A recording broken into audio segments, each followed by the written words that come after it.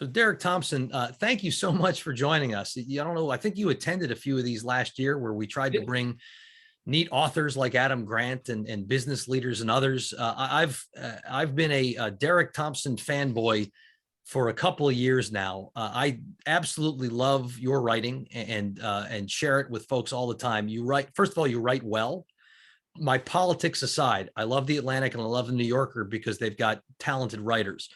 I also love the topics you pick because, you know, it's economics, culture, policy. It's adjacent to the stuff that I care about, but not totally in the center of it. You're not a culture warrior. You're not a political partisan, but most of all, you're an optimist. And there aren't optimists so much around. So thank you for joining us. It's great to be here. It's great to join you. I believe Kathleen is joining us as well. Hello, Kathleen. Hello to everyone who wants to join. This is the stage is all of ours. But anyway, it's wonderful to be here. I really appreciate it, Bruce. I've really enjoyed these webinars, these talkbacks. So I'm excited to talk to you and to get into it, and also to answer any questions that people have about my work or whatever's going on in the world, because I'm trying to stay abreast of a lot of different stuff right now. Perfect. So I've got a bunch of questions that I plan to ask, but folks ought to put questions in the chat, and time permitting, we'll get to them. Let me start with tonight, as everybody knows, is the State of the Union address. If the White House had reached out to you and said, all right, we know we got to talk about Ukraine, we got to talk about inflation, kind of the obvious stuff, but what would you advise the President of the United States to mention, to lead on, to bring up tonight? Well, what makes you think the White House didn't reach out? I'm offended by the suggestion that they're filling up my inbox. No, I am not in deep touch with the White House, and no one listening to me should assume that what I'm about to say has anything to do with what the president's going to say tonight. I did not have advance copy of his address. Look, when the president is sometimes analogized to the commander of a ship, right? Commander in chief. That's where that metaphor comes from. And sometimes I think we assume that commander sounds like an all-powerful post, but I think the analogy is more appropriate than we give it credit for. The commander of a ship has control over a rudder, has control over a body of seamen and seawomen, but fundamentally you're at the mercy of the ocean. You're at the mercy of nature. And Joe Biden is at the mercy of literally nature. His first year was in many ways partially destroyed in terms of his approval rating by the emergence of two variants, by the emergence of nature pathogens, the Delta variant and the Omicron variant. I think in many cases, you look at his approval rating, which right now I believe is below 40%. I think a large part of that is because of circumstances that were largely out of his control in terms of the variants and the gumming up of supply chains. It was, however, I think inflation, which is a huge part of the reason why he's unpopular. I think that's partially his fault. I think it's partially because of the stimulus act that was passed and the fact that it put forward so much money into the economy in 2021 rather than sprinkle a certain amount of money promised to Democratic voters over a 5 or 10-year period, probably 5 or 4-year period. If I was the president and I was addressing the nation tonight, I would focus on what is good. And what is good is, in some sneaky ways, the economy is booming. We have an incredibly low unemployment rate. We have had one of the fastest jobs recoveries in the history of this country. If you look at wage growth, you see that wage growth is really strong for people, especially nominal wage growth, really strong for people in the lower 25, lower 50%. That's fantastic news. In many, many ways, you are looking at a booming economy that has the side effect of a boom, which in this case is inflation. So I would raise the salience of what's working. And then I would tell people that I feel their pain about that which isn't working, right? I would tell them, look, let's focus on the good stuff. Let's focus on the jobs. Let's focus on the growth. I understand. I feel your pain on inflation. I understand that inflation's a problem. I understand that inflation's origin are issues 1, 2, 3, supply chains, gas prices, this and that. And I'm on it. I understand what that problem is. And I think that taking a little bit of credit for the good in the economy and then making clear to the American public that you understand the source of their pain, I think that's really important. When it comes to Russia and Ukraine, I don't know how much he's going to talk about it. I imagine that you and I, Bruce, are going to talk about it a little bit later today, or at least I'll get some questions about it. I think this is a moment where there is extraordinary global moral clarity about who the good guy is in this situation and who the bad guy is in this situation. And a clear Manichaean dichotomy, a clear good guy versus bad guy dichotomy, is historically helpful for American presidents. And he should probably lean into that. So I agree with you on the value of having an enemy. I'm not going to pick a fight and debate the foreseeability of additional variants and the ill-advisedness of declaring independence last July before Delta and Omicron. But, you know, it's funny, Derek, because the old adage, when you're explaining you're losing in politics, I thought what you were going to say, oh, good Lord. Come on, Alvin, turn mute. What I thought you were going to say is you would recommend that the president offer what you described as a simple plan to solve all of America's problems. Specifically your abundance agenda, which I'm hoping that they read it, and I'm hoping that's what they decide to lead on. If you'd explain how you came about with that and what your theory is there, and for that matter, maybe they'll lean in. Maybe they're watching this right now, and you know the president who's famous for changing the text at the last minute is going to add this in. Sure. I knew that there was going to be a question about the abundance agenda, so I was actually holding on to abundance agenda stuff and making sure that I preserved it for another question. The truth is that the abundance agenda, I'll define what it is, and then I'll say a little bit more about how I think it could intersect with democratic capital D politics. The abundance agenda is this article that I wrote for The Atlantic about a month and a half ago that begins with the following premise. Throughout the pandemic, we've consistently been told there's not enough X. We shouldn't wear masks in March 2020 because there aren't enough masks. We shouldn't get booster shots in mid-2021 because there aren't enough booster shots. We should ration rapid tests because there aren't enough rapid tests. Shortage. Shortages and scarcity, obviously, are the story of the economy as well. You look at the supply chain, you look at the fact we're running out of a lot of stuff, say semiconductor chips. But we're also, I think in many ways, scarcity and shortages has been the economic story of this century, right? I mean, there's a shortage of houses. We have a shortage of workers right now. There's a labor shortage. And in many ways, that's the result of the fact that we haven't had very high immigration rates for the last 10, 20 years. We had a relatively deliberate policy to constrict legal immigration under the Trump administration, and we have failed to raise immigration levels under the Biden administration. Shortage and scarcity has been the story of the economy. Well, what's the opposite of shortage and scarcity? It's abundance. What about an abundance agenda whereby the US government made a deliberate effort to make more of that which we want more of, right? We want more houses. We want more workers. We want more work. That might mean technology, more innovation, more technology that does work. And this was a piece that was basically targeted at creating an agenda that brought together the best of three different ideologies. One ideology is liberalism. Liberalism is focused on welfare. Historically, welfare liberals have thought about welfare as a means of redistributing income to people, right? Here's money to buy stuff. Here's Pell Grants to buy college. Here's Social Security money so you can afford retirement. Here's money to buy health insurance. So that's all well and good. But I would love an abundance agenda that was as obsessed with innovation as it is with affordability, right? So that's the best of liberalism. The best of libertarianism is that libertarianism is really interested in figuring out what rules are bad. What are the rules that are getting in the way of good outcomes? Like, for example, we have some clear rules that limit the number of doctors that we can have in America. Well, that I don't think is a very good rule. We have the fewest number of physicians per capita of any country in the OECD. We should probably fix that rule. And then finally, I think that, the right, the Trumpist right, they're right about some stuff. They're right that American greatness is something that we should care about. America is something we should be proud of. Patriotism is nothing to run away from. But an abundance agenda seeks to maximize the things that actually make a country great, right? And that's not just blocking out immigrants, that's innovation. That means welcoming immigrants. Immigrants account for 50% of the Nobel Prizes that we win in the United States, and 50% of the billion-dollar unicorns that we found here. So being focused on the best of liberalism, the best of libertarianism, the best of modern conservatism. That is my abundance agenda. And I've written a couple articles after that about pursuing an abundance agenda in healthcare and energy that we can maybe go into in a longer Q&A session. But that's my abundance agenda. And when I wrote this piece, I was really honored by the response that I got across the political spectrum. Socialists liked it, libertarians loved it.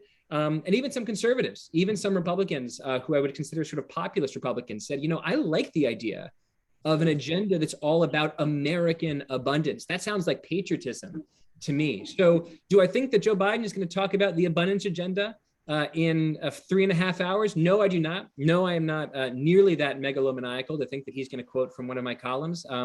So my expectations there are limited, but I think this abundance agenda could be a wonderful thing for America. I'm with you. I love it, by the way. And it marries with things that you and Noah Smith and Matt Iglesias have written. For example, rather than trying to degrowth our way to climate solutions, if we can have an abundance of energy that allows for desalinization and decarbonization and all kind of positive things, it's not less energy we need, it's more. Something this, Derek, this marries with nicely is something else you wrote that really woke me up, which you were talking about fixing science research. And you were talking about what you call a crisis of originality. And it feels like that marries a little bit with the abundance agenda, where we're not getting enough scientific innovation in part because of the crisis of originality. Would you talk about that? Sure. Man, there's a lot of different ways into it. Let me see. Let me connect it most directly with the answer that I just gave. In the 1600s, Francis Bacon, he's like, that's the clearest connection. I'm building to it. In the 1600s, early 1600s and late 1500s, Francis Bacon kicked off the first scientific revolution. That scientific revolution was responsible for the Industrial Revolution. And the Industrial Revolution is responsible for all of the abundance that we have today. So when I think about an abundance agenda for the 21st century, what I'm interested in resurrecting, in a way, is the scientific revolution of the 16th century. Well, what was that scientific revolution at foundation? What was Francis Bacon all about? He was about experiments. Francis Bacon thought that experimentation is how you discovered the truth. You see nature, you prod nature, you record the results, you figure out the truth. You pull knowledge out of nature. Well, today I would argue that America's scientific machine needs a second scientific revolution. We don't experiment enough. We have an enormous amount of scientific funding that is held at the federal level, held in federal bureaucracies, the NIH, the NSF, the National Science Foundation. These organizations do lots of wonderful work. They fund lots of wonderful science, but in many ways, they are fundamentally conservative institutions. They tend to fund older scientists. Something like 95% of funding goes to researchers older than 45, even though historically we know that there's lots of brilliant scientific ideas that have come from scientists in their 20s and 30s.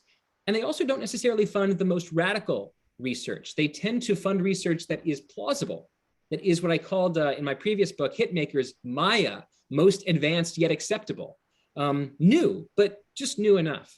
We need more scientific experimentation. That's why I'm really excited that there's a lot of Silicon Valley types today that are funding new scientific funding mechanisms that I think could sort of break through new ground on the scientific frontier. I'm very, very excited about this because I think that all of progress begins with science. The progress that ends with the abundance agenda, I think often begins with basic scientific research, and we should want more experimentation there.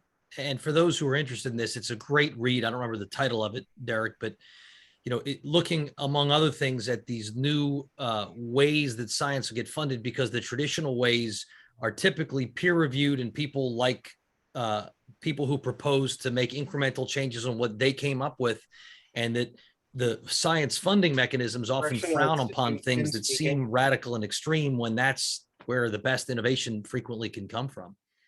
Absolutely. I mean, look, I'm just was looking. Yeah, I don't know if anyone by that name.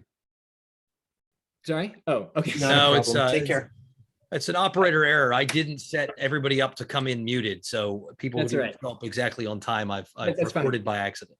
That's fine. So look, US science funding attaches way too many strings to our best researchers. This is a really, really big problem. We have PhDs that take 10, 12 years to become the smartest scientists in their very narrow field. And then what do? We force them to spend 30, 40, 50% of their time applying for R01 grants from the NIH, right? So we make them specialists at science, and then we make the scientists minor in the field of grant applications. This is not the way to do progress. This is the way to do bureaucracy. And so I think it's really important to build new institutions that give scientists no strings attached, multi-year funding, so they don't have to apply for external grants. That might seem like a wonky issue. It might seem like a very technical issue, but again, progress begins with science. And if we can revolutionize science, I think we can revolutionize progress. So I want to stick with your writing here. I'm going to skip something I plan to get into. I may get back to on some politics, but you wrote a lot about cities, and early on in the pandemic, as everybody was writing, nobody will ever go back to a city again. Cities are dead, and you wrote interesting stuff looking at actual what calamities have meant for cities historically and imagined what it might mean going forward. It was one of my favorite pieces. Again, optimism at a time when everybody else was pessimistic. Will you talk about what you found and what you think the future of cities will be? Sure. So this was one of my favorite articles to research. It was basically an article about the history of urban disaster. So I went back to look at urban catastrophes in US and global history. That would include the Great Fire of New York in 1835, the earthquake that destroyed Lisbon, Portugal in the middle of the Enlightenment, the worst blizzard in the history of the East Coast in 1888, and then some of the cholera epidemics that destroyed or ransacked London in the 1830s. And you think like, okay, why would you study urban disaster? What unites these stories other than just terrible things happen in cities? Well, in each of these stories, yes, terrible things happen in cities, but then the cities responded by not just building, I guess you could say, back, but building back better, creating something new in those cities, creating something new in these societies that change the world. So look, for example, you look at, say, the Great Blizzard of 1888. This was one of the worst snowstorms in American history. Leveled New York and Boston, totally destroyed their elevated train systems, such that their economies were shut down. They couldn't move around because the elevated trains had essentially been, caked with snow. Well, what do? They buried the trains. They built the first subway systems in American history. And those subway systems are what turned Boston and New York into the cities that they're in today.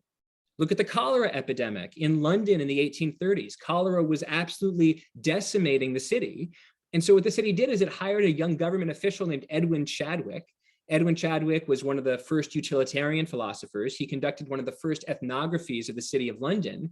And he realized that a lot of the cholera epidemic, a lot of the disease that was destroying early industrial cities of England was coming from poverty. And as a result, England responded by building the first public healthcare system in Western European history, right? Identifying the epidemic led to the creation of public health. And what I do is going through all these cities. Oh, an example that I can't leave over because it's my favorite, Chicago. Great Chicago Fire of 1871. This is a famous story. What happened? The city is leveled. The city is absolutely destroyed. And actually the day after, on October 11th, the day after the Great Chicago Fire, the Chicago Tribune publishes an editorial with an all caps headline, "Cheer up." That's what the headline was, "Cheer up." And I'm quoting from the article. "In the midst of a calamity without parallel in world's history, looking upon the ashes of 30 years accumulation, the people of this once beautiful city have resolved that," all caps now, "Chicago shall rise again." And with astonishing speed, it did. Chicago rose. It didn't just rise to meet the heights at which it existed in 1870. Chicago built the first skyscrapers in the history of the world. Chicago architects came to the city, used new steel skeleton construction technology, and said, wait, let's build something that's never existed before. Let's build the tallest buildings in the world, in the history of the world. And there in the 1880s, they invented the skyscraper. The word skyscraper was invented in Chicago to describe the first buildings that were built by this all-star team of young architects.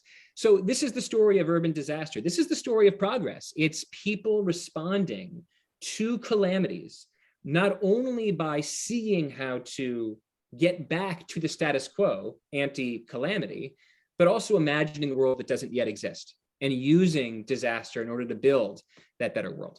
So carry that forward then. Imagine, what does that mean for the next, for the raging 2020s? What does that mean for cities going forward? What is the pandemic likely to have done?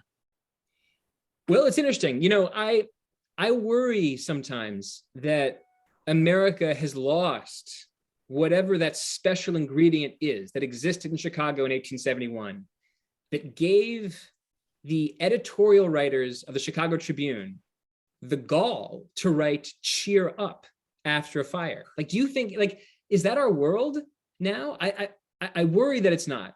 I worry that our world is one that prizes the communication of pain rather than the communication of hope, right? And I worry that that's where culture has moved. And as a result, you don't necessarily yet have the sort of urban policy breakthroughs that you would hope to see after a disaster like COVID. The progress that you see is magnificent. It's just in the world of pharmaceutical development, right? mRNA technology was arguably accelerated by what, 20 years? Not only are the vaccines extraordinary, but also mRNA is now being used to do all sorts of other brilliant stuff in malaria and potential cancer vaccines. So I think really the best historical analogy is that World War II accelerated penicillin development. I think that's what COVID did for mRNA technology. It accelerated the popularization of this tech probably by several decades. That's a great analogy.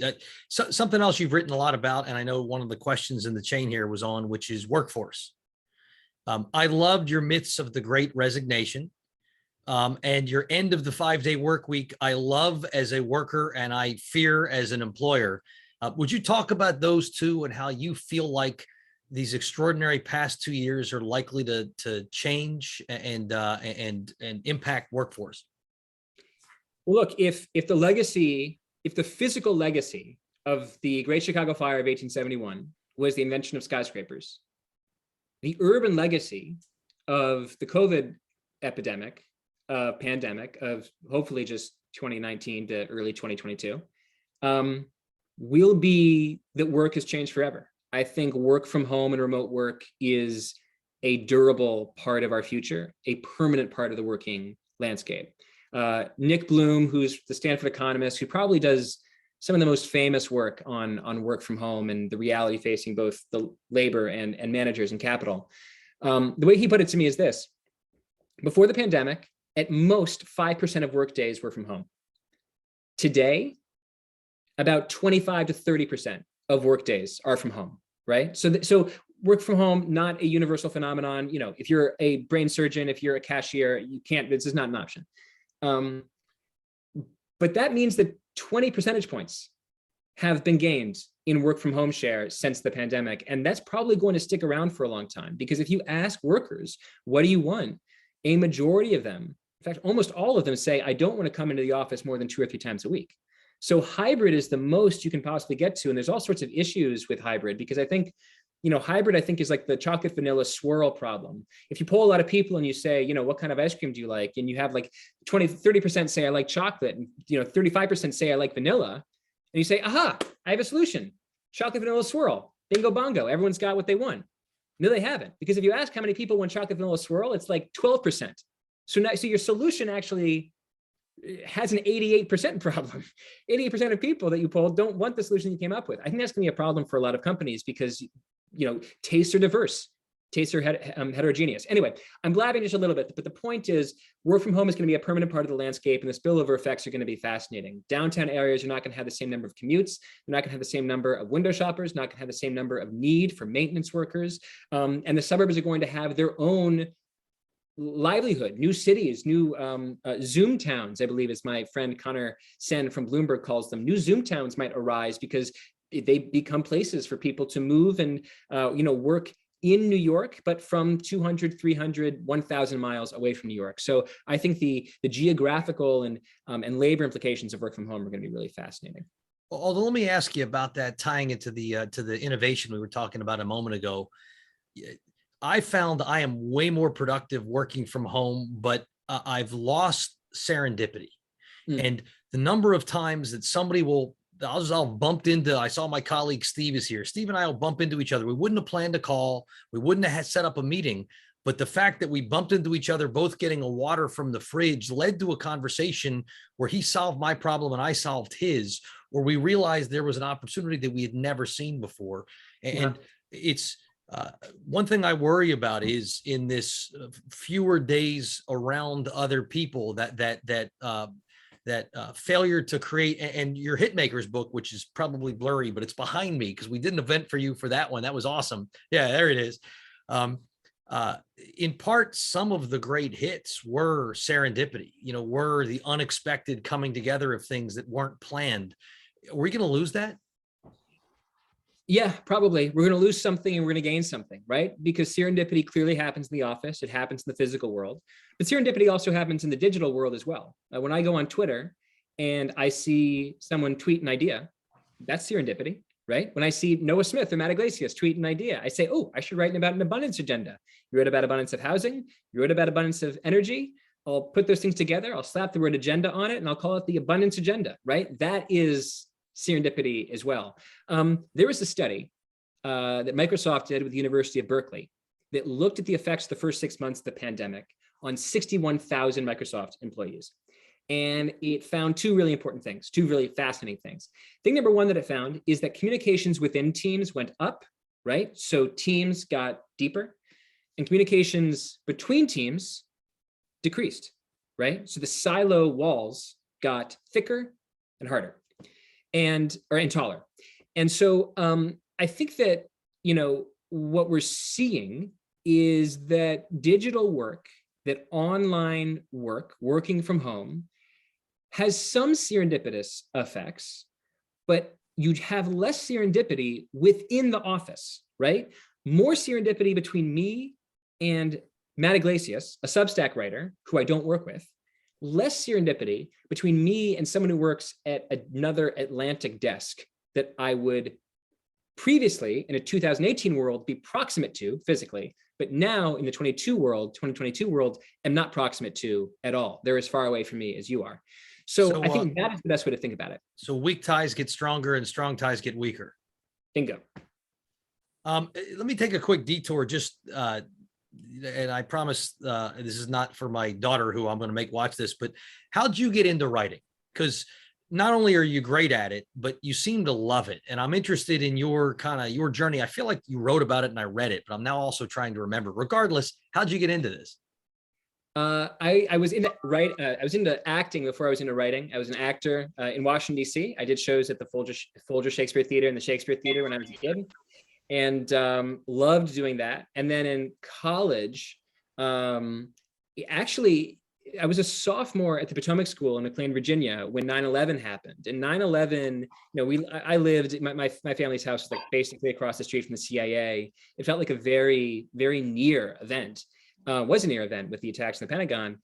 And I realized that I knew shockingly and embarrassing little about the world. So I started a magazine that was basically like print 2022slate.com. Like if 2022slate.com could be printed and then bound, that's what Common Sense was. That's the name of the newspaper that I started. It was called Common Sense. And I just realized that I loved writing about current affairs. My dad was a very debatey kind of guy. And so I loved like debating my dad about current affairs, but I wasn't a writer on current affairs until I started that newspaper.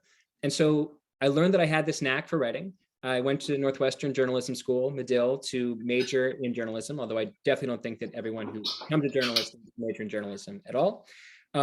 But I liked writing and I wanted to act, and Northwestern had writing and acting. So I went to Northwestern, and at Northwestern, I did way more acting than writing. I did very little journalism, but I graduated and I thought I should probably get a real job, and acting is really, really, really hard.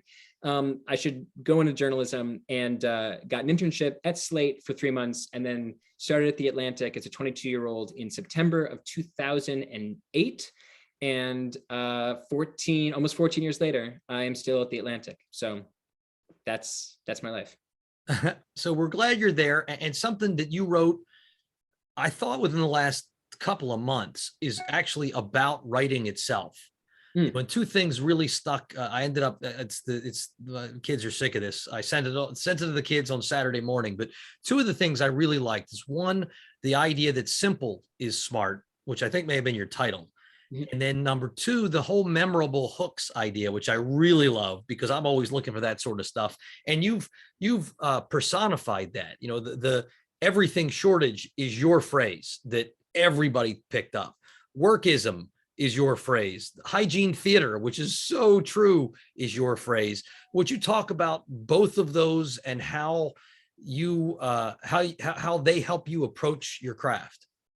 Sure.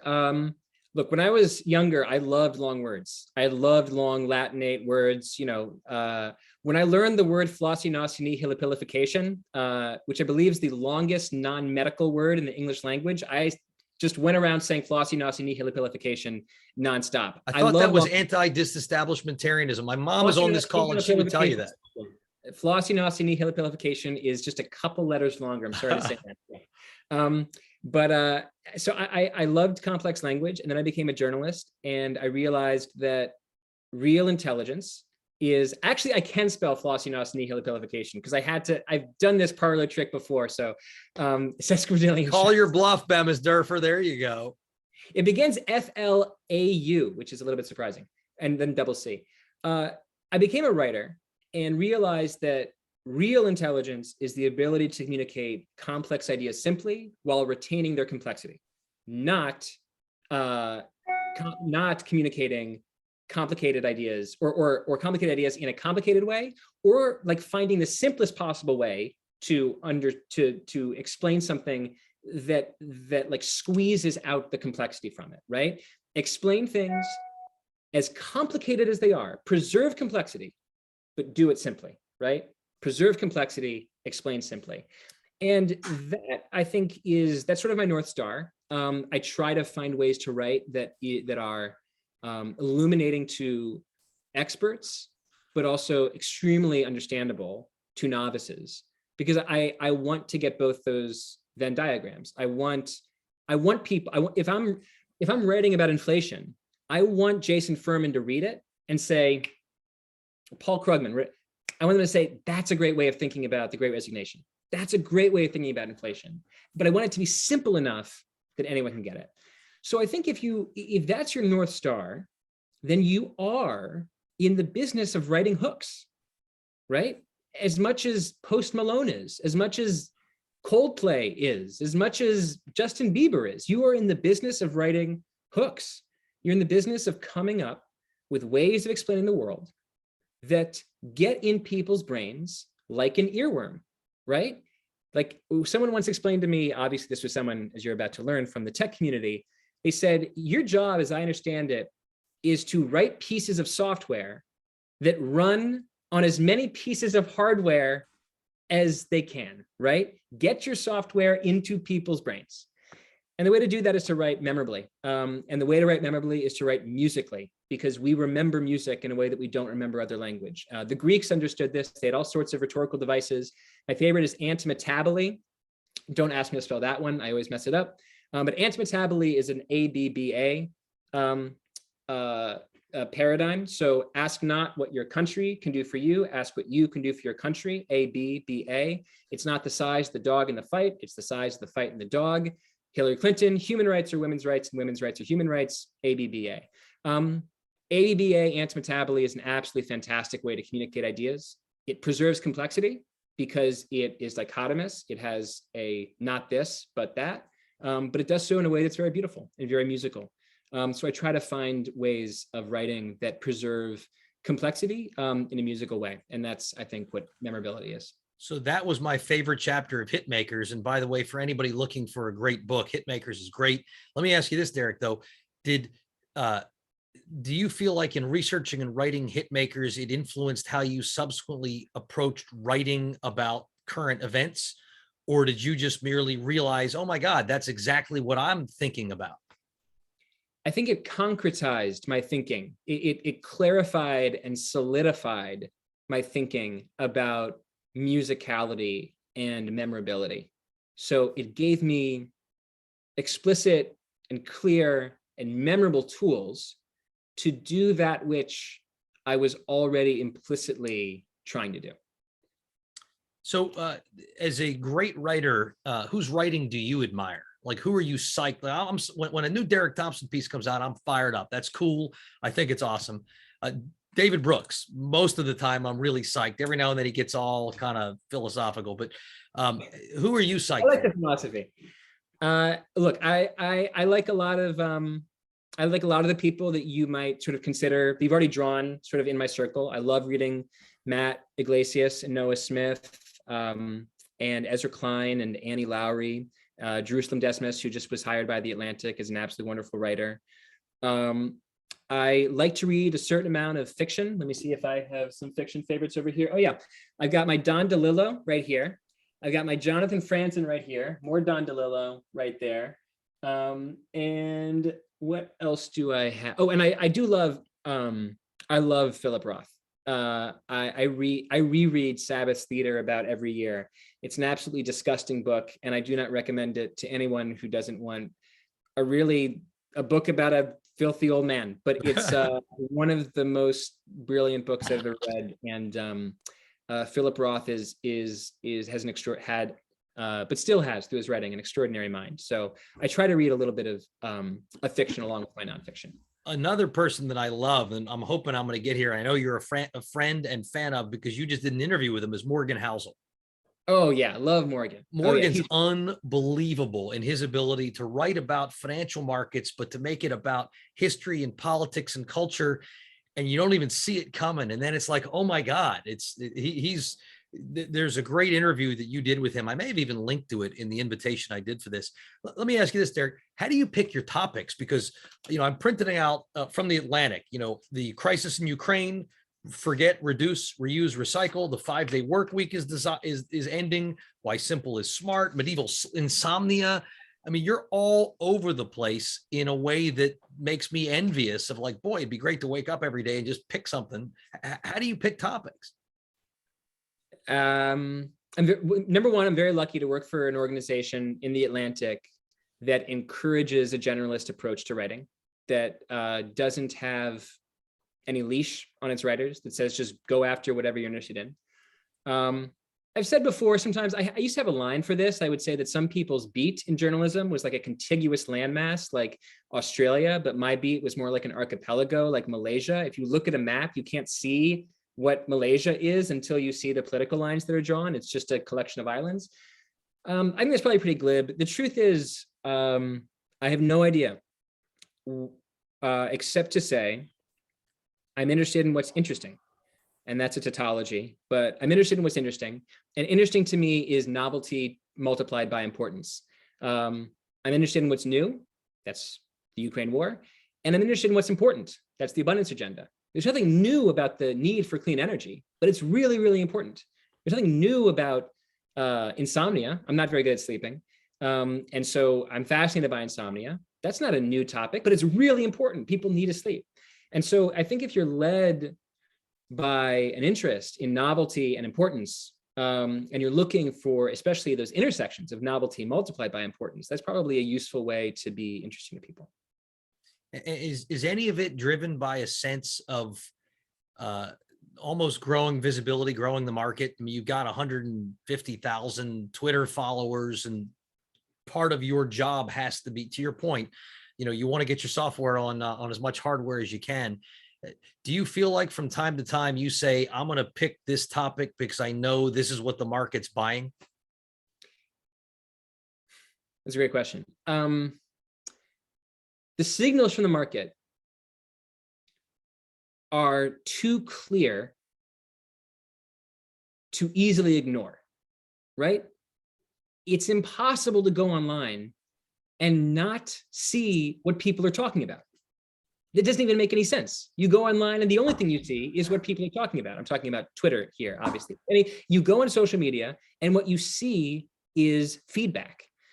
So you can't ignore the feedback, but you have to have some inner light, right? You have to be guided by something other than the spotlight shined by other people. And finding that balance between your inner light, now I sound like Tony Robbins or something, but you have to find some balance between, like, you know, your inner guide to interestingness, your authentic originality, some synthesis between that and the signals of the market, right? If I were led exclusively, if I were led by my inner sense, this is now becoming completely woo-woo. If I were being led exclusively by what I find interesting and gave no attention to the signals of the market, I would spend all my time writing about existential philosophy. I think existential philosophy is absolutely fascinating. I think Kierkegaard predicted the world exactly as it is. I think Nietzsche is like deeply misunderstood. I even love Schopenhauer. I really love existential philosophy. No one gives a flying you-know-what about existential philosophy, statistically speaking. I try to write about it, does not work. I've asked The Ringer if they want podcasts on it. They're like, please don't make us fire you. And so you have to have this balance between authenticity and market signals. So we're going to go maybe 2-3 more minutes. And by the way, I'm really glad you're listening to the market enough to not write about existentialism, because I would not be reading it. I think I could get you to like Kierkegaard. If anybody could, you could. Kierkegaard pitch. At the end of this meeting, I'm giving you my Kierkegaard pitch and you're going to love it. I promise. I'm looking forward to that. So let me ask the last thing. You mentioned Twitter. Twitter is the best of mediums and the worst of mediums for me, because on the one hand, it's brought so much information, so many people I wouldn't have seen. It's connected me with people that I'm glad I got connected with. At the same time, you know, we were once upon a time, we would look to the news media to inform us. You know, that's back when there was less competition. Now they just affirm what we believe. The business model is angertainment. It's all about how do we get people outraged. You know, one of the great things about you is you seem to not get into the I'm going to dunk on the left or the right. And yet, you know, maybe because of how you write, or maybe because you have just a great instinct for writing about timely stuff. You know, my favorite people aren't, here's why the other team sucks, but so much of the conversation now is past each other. When I think of how do we get the abundance agenda passed, I think the biggest single barrier is that not only are we not listening to each other, but if the other guy is saying it, then I'm against it, whatever the hell they're saying. I'm interested in your take on that, how you manage that, and how you think we as a society overcome it. It may be easier to talk about Kierkegaard. I'll work my way to Kierkegaard. I'll try to work my way to Kierkegaard. Perfect.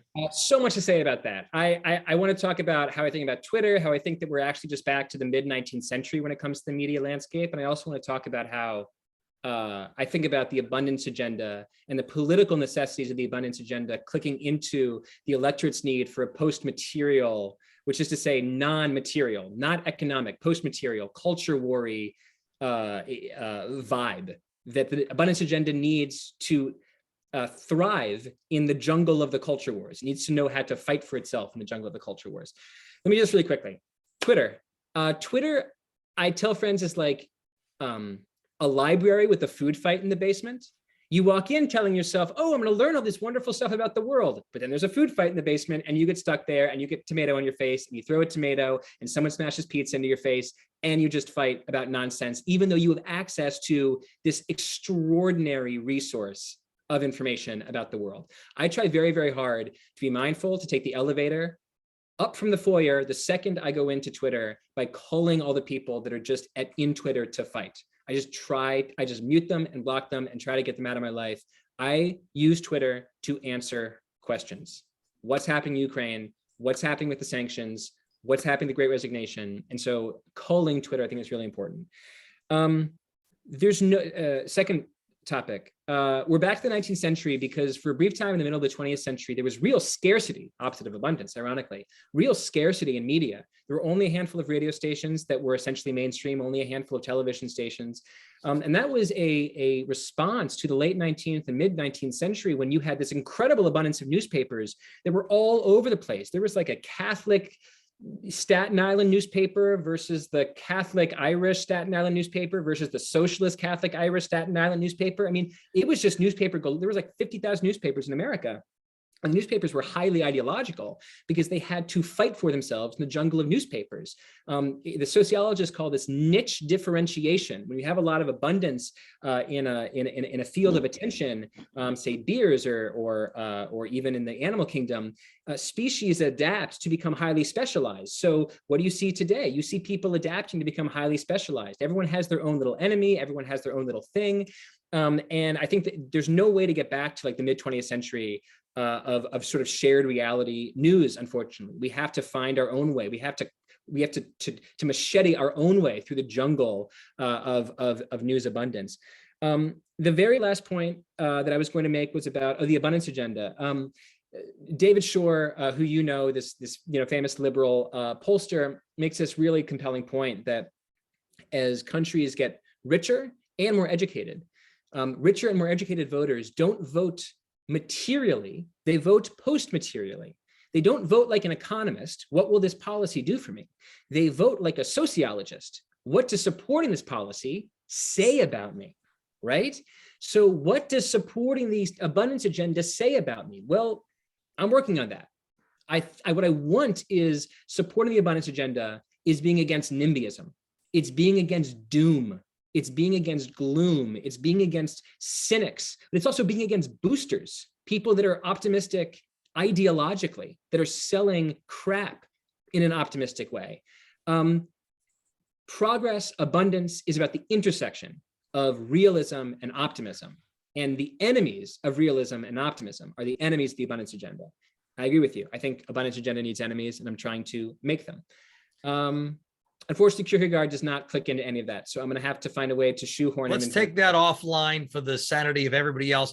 Derek, you've been awesome with your time. Last question was super easy. For people who want to start following you, who maybe aren't yet and maybe don't have a subscription to The Atlantic, how do people find you and follow you? There's a couple ways. You can follow me on Twitter. I'm DK Thomp. If you listen to podcasts, I'm working really, really hard to make my podcast good. It's called Plain English with the Ringer Podcast Network, Plain English with Derek Thompson. And there's no better way to read me than to subscribe to The Atlantic, where I write a newsletter called Work in Progress. So subscribe to The Atlantic, subscribe to my newsletter, Work in Progress. I guess there's a bunch of different connection points, I suppose you could say. Look, I really appreciate your time. I will buy you lunch, and you can try to sell me on Kierkegaard over a turkey sandwich. I really appreciate your making the time. I hope everybody enjoys the State of the Union. Derek, thank you. Thank you very much. Bye, guys.